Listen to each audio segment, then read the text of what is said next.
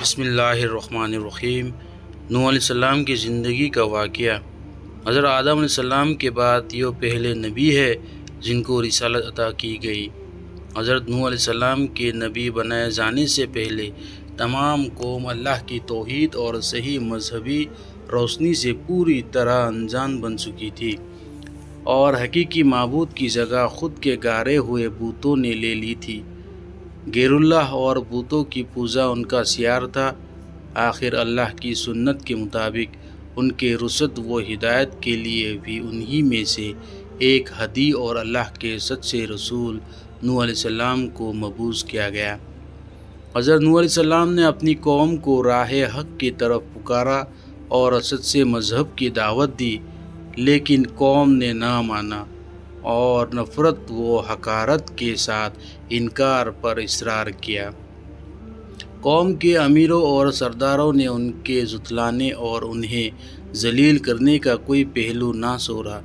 اور ان کے امیروں اور سرداروں کے ماننے والوں نے انہی کی تقلید اور پیروی کے ثبوت میں ہر قسم کے تضلیل و توہین کے طریقوں کو حضرت نوح علیہ السلام پر آزمایا۔ انہوں نے اس بات پر تعجب ظاہر کیا کہ جس کو نہ ہم پر دھن دولت میں برتری حاصل ہے اور نہ وہ انسانیت کے رتبے سے بلند فرشتہ ہیکل ہے، اس کو کیا حق ہے کہ وہ ہمارا پیشوا بنے اور ہم اس کے حکموں کو مانیں۔ وہ قوم کے غریب اور کمزور لوگوں کو جب حضرت نوح علیہ السلام کے پیچھے چلنے والے اور پیروی کرنے والے دیکھتے تو گھمنڈ بھرے انداز میں ذلیل سمجھ کر کہتے، ہم ان کی طرح ہے کہ تیرے فرمان پر چلنے لگے اور تجھ کو اپنا سردار مان لے کہ جس کی پیروی کی جائے۔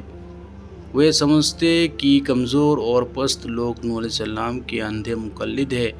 نہ ان کے پاس کوئی سمجھ ہے کہ ہماری طرح اپنی ذاتی پرخی رائے سے کام لیتے، اور نہ اتنا شعور ہے کہ حقیقت حال کو سمجھ لیتے۔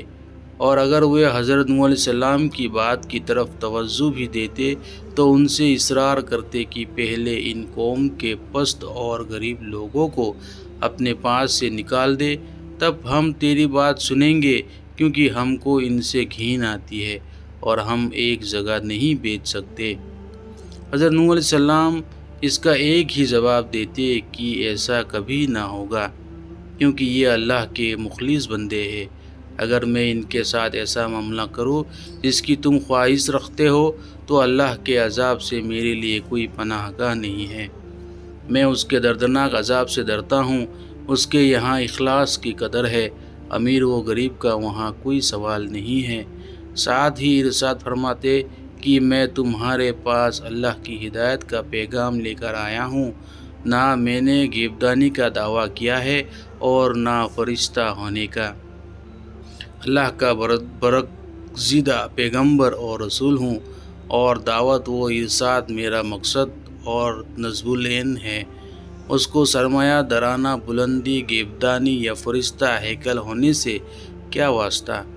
قوم کے یہ کمزور اور غریب لوگ جو اللہ پر سچے دل سے ایمان لائے ہیں، تمہاری نگاہ میں اس لیے حقیر و ذلیل ہے کہ وہ تمہاری طرح دھن دولت والے نہیں ہیں، اور اس لیے تمہارے خیال میں یہ نہ خیر حاصل کر سکتے ہیں اور نہ سعادت، کیونکہ یہ دونوں چیزیں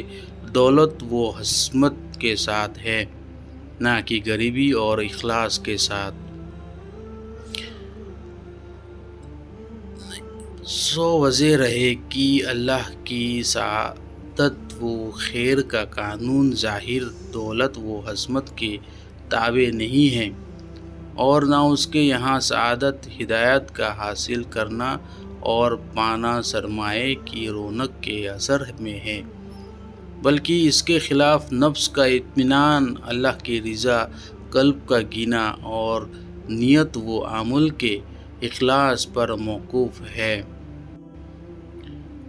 حضرت نوح علیہ السلام نے یہ بھی بار بار تنبیہ کی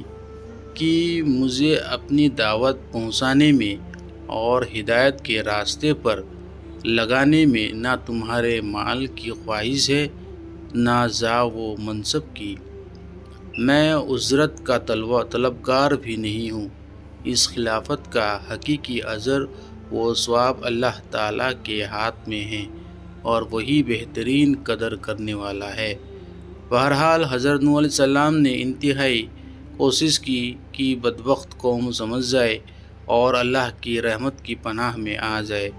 مگر قوم نے نہ مانا، اور جتنا اس اور سے حق کی تبلیغ میں جدوجہد ہوئی،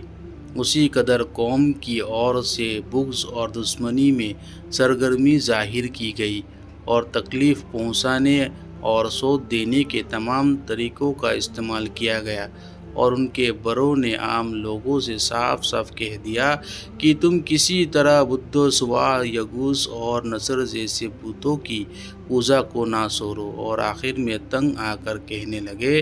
اے نوح، تو نے ہم سے جھگڑا کیا اور بہت جھگڑا کیا، اب اس کو ختم کر، اور جو تو نے ہم سے اللہ کا عذاب کا وعدہ کیا ہے وہ لیا۔ حضرت نوح علیہ السلام نے یہ سن کر جواب دیا۔ نوح علیہ السلام نے کہا، ضرور اللہ چاہے گا تو اس عذاب کو بھی لے آئے گا، اور تم اس کو تھکا دینے والے نہیں ہو۔ اس طرح جب قوم کی ہدایت سے پہلے حضرت نوح علیہ السلام بالکل مایوس ہو گئے اور اس کی باطل پرستی، ضد اور حد دھرمی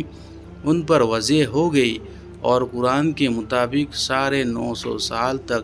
برابر کی جا رہی دعوت و تبلیغ کا ان پر کوئی اثر نہیں دیکھا گیا، تو بہت زیادہ ملول اور پریشان خاطر ہوئے۔ تب اللہ تعالیٰ نے ان کو تسلی کے لیے فرمایا اور نوح پر وحی کی گئی کہ جو ایمان لے آئے وہ لے آئے، اب ان میں سے کوئی ایمان لینے والا نہیں ہے، پس ان کی حرکتوں پر غم نہ کر۔ تب حضرت نوح علیہ السلام کو یہ معلوم ہو گیا کہ ان کے حق پہنچانے میں کوتاہی نہیں ہے، بلکہ خود نہ ماننے والوں کی استعداد کا قصور ہے اور ان کی سرکشی کا نتیجہ۔ تب ان کے عمل اور حرکتوں کا اثر قبول کر کے اللہ تعالیٰ کے درگاہ میں یہ دعا فرمائی، اے پروردگار، تو کافروں میں سے کسی کو بھی زمین میں باقی نہ چھوڑ، اگر تو ان کو یوں بھی چھوڑ دے گا تو یہ تیرے بندوں کو بھی گمراہ کریں گے، اور ان کی نسل بھی انہی کی طرح نافرمان پیدا ہوگی۔ دوستو، قصہ پسند آیا ہو تو لائک اور شیئر کرنا نہ بھولیں۔ السلام علیکم۔